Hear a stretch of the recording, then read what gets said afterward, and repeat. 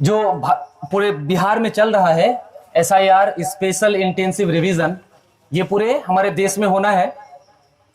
और अभी हम लोग एक छोटा सा एक्टिविटी करेंगे। इसका सिर्फ मकसद हमारा ये होगा कि तुम इस बात को समझो और अपने घर में लोगों की मदद करो। जिन्हें भी ज़रूरत पड़े उन्हें बताओ कि उन्हें कौन से कागज़ देने हैं, नहीं देने हैं।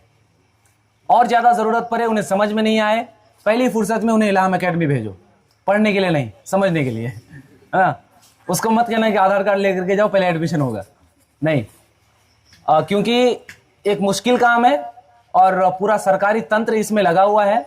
तो हम लोग भी अपनी जिम्मेदारी को अगर थोड़ा बहुत निभाने लगें और लोगों को सही जानकारी देने लगें तो कोई भी आदमी गलत तरीके से छूट नहीं जाएगा। कम से कम ये हमें इंश्योर करना चाहिए। तो यहां पर मिलेगा, ऊपर में लिखा हुआ रहेगा जन्म 2 दिसंबर 2004 के बाद। इसका मतलब तुम्हारे हाथ में ये कागज अगर है तो तुम ये मानकर चलो तुम्हारा जन्म इसके बाद हुआ है, ठीक है। अगर तुमने उठाया है पर्चा जन्म 1 जुलाई 1987 से 2 दिसंबर 2004 के बीच, तो इसका मतलब तुम इस 87 के बाद 2004 के बीच में तुम्हारा पैदाइश हुआ है। या फिर यहां लिखा हुआ रह सकता है कि जन्म 1 जुलाई 1987 के पहले। तो कितने तरह के जन्म वाले लोग हुए? 3 तरह के। तो यहां से आप लोग लाइन से आइए, एक एक करके टोकन उठाइए और अपने अपने लाइन में चले जाइए। तो आप लोगों के हाथ में, कुछ बच्चों के हाथ में लिखा हुआ रहेगा जन्म 1 जुलाई 1987 के पहले।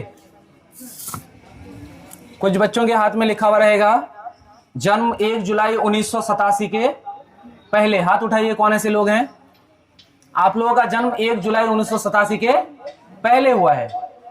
तो आप सभी को ही एकदम बुढ़वा हो गए, पेंशनधारी। आइए इधर, सभी पेंशनधारी इधर आइए। 1 जुलाई 1987 से पहले जिनका भी जन्म हुआ है आप सभी को इधर आ जाइए। जिनका जन्म 1 जुलाई 1987 से 2 दिसंबर 2004 के बीच हुआ है वे लोग इधर आ जाइए। 1 जुलाई, जिनका जन्म 1 जुलाई 1987 से 2 दिसंबर 2004 के बीच हुआ है वो लोग इधर आ जाइए। शांति बनाए रखें, शांति। जिनका जन्म 2 दिसंबर 2004 के बाद हुआ है वे लोग इस कोने में आ जाएं।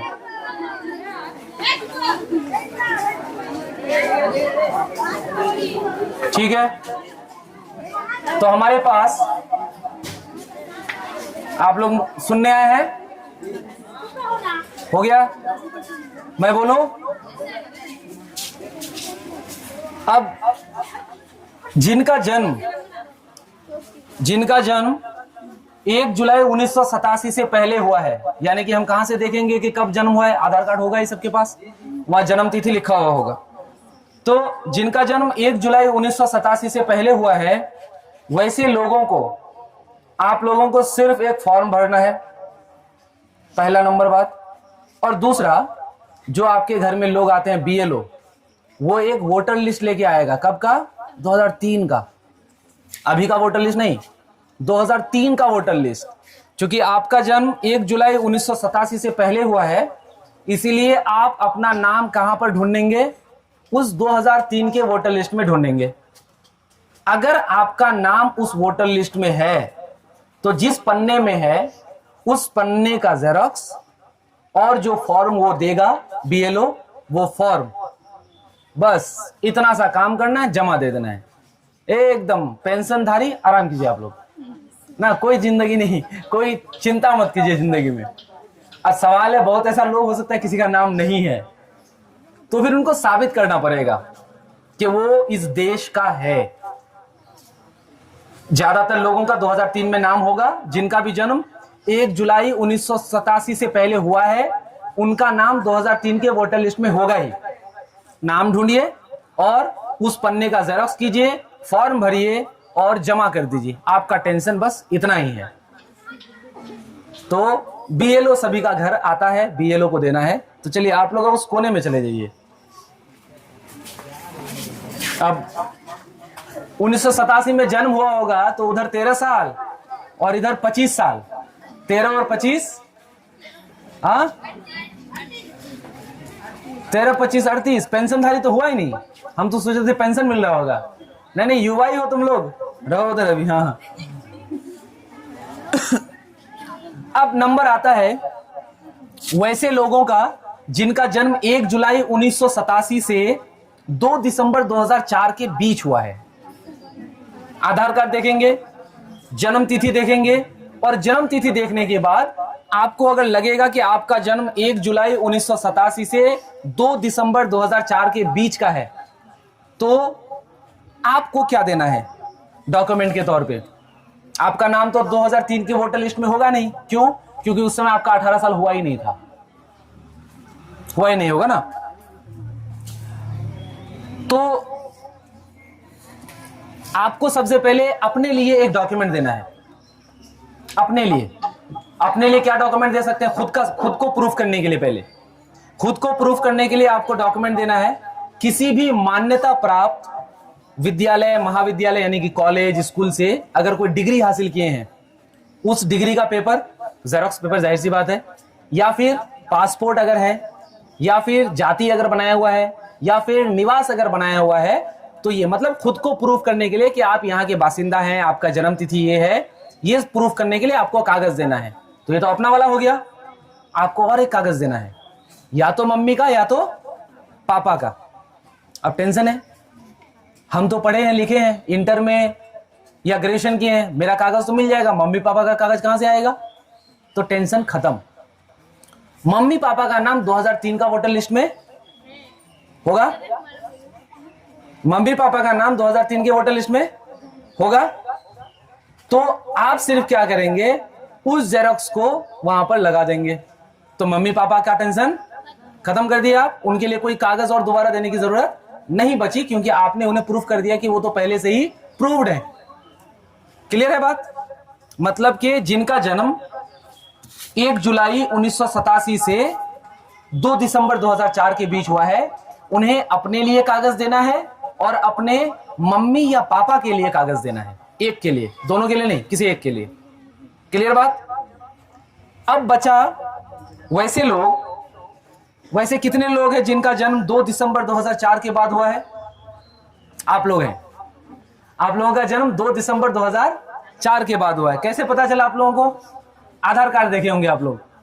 आधार कार्ड देख के ना पता चला होगा कि कहां जन्म तिथि कहां लिखा हुआ है। क्योंकि आप लोगों का जन्म 2004 के बाद हुआ है, तो जाहिर सी बात है पढ़ा लिखा नौजवान होंगे आप लोग, है ना? एकदम नया नौजवान, क्योंकि 2004 में तो पैदा हुआ है ना। तो 2004 से लेकर के अभी 20 साल 22 साल भी नहीं हो पाएगा, 20 साल या उससे कम उम्र, यानी कि अभी नाम आप लोगों का चरा है। आप लोगों से वेरिफिकेशन थोड़ा सख्ती है। कैसे होगा? आपको अपना कागज देना है, आपको आपके मम्मी का कागज देना है, आपको आपके पापा का भी कागज देना है, मम्मी का भी और पापा का भी। अपना कागज में क्या देंगे? जाहिर सी बात है 2004 में पैदा हुए होंगे तो ज्यादातर लोगों के पास सरकारी डिग्री होगा। इस दौर का बच्चा तो कम से मैट्रिक तो किया ही होगा ना, फौकानिया तो किया ही होगा, तो उसका कागज लगा सकता है वो। उसके अलावा उनके पास जन्म प्रमाण पत्र हो सकता है, जन्म प्रमाण पत्र दे सकता है, या फिर उनके पास अगर पासपोर्ट है तो पासपोर्ट दे दे। अगर पढ़ाई लिखाई कर रहा था तो जाहिर सी बात है उन्होंने कभी निवास या जाति प्रमाण पत्र बनाया ही होगा, तो इनके पास अपना वाला सारा कागज मौजूद होगा। ज्यादातर लोगों के पास, जिनका भी जन्म 2004 के बाद हुआ है, वैसे ज्यादातर लोगों के पास इस बात की गुंजाइश है कि उनके पास ज्यादातर कागज मौजूद होगा। अब उनको चिंता किसका करना है? किनका चिंता करना है? मम्मी का, पापा का। क्योंकि ऐसे जिनका जन्म 2 दिसंबर 2004 के बाद हुआ है, उन्हें अपना भी कागज देना है और मम्मी का भी, पापा का भी देना है। तो पापा मम्मी का कागज में क्या देंगे?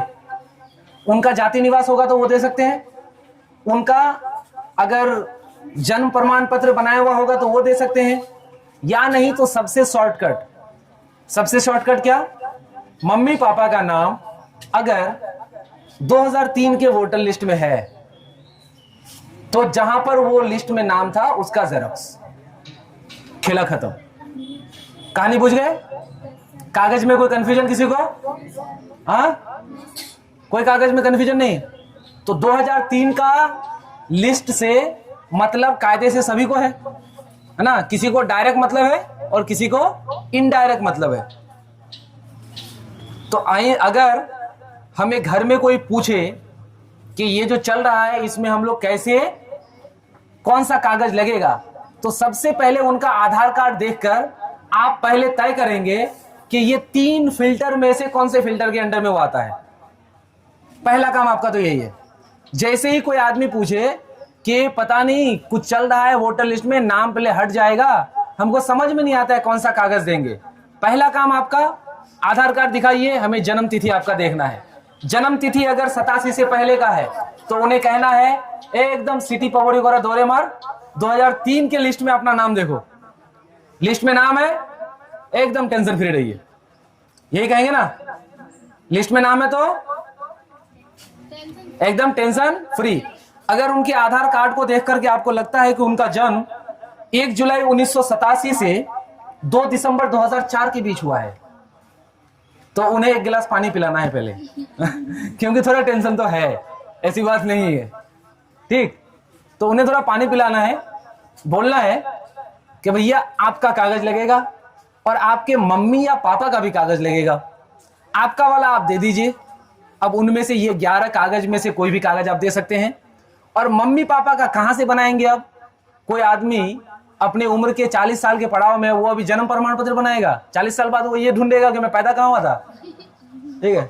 तो मुश्किल है। तो जाति निवास तो आसानी से बन जाता है, अगर उनके पास सही कागजात हैं तो जाति निवास बन सकता है, तो जाति निवास देकर के काम चला सकते हैं। और अगर ये सब नहीं है तो फिर 2003 के लिस्ट में अगर उनका नाम है तो उससे काम आसान हो जाएगा।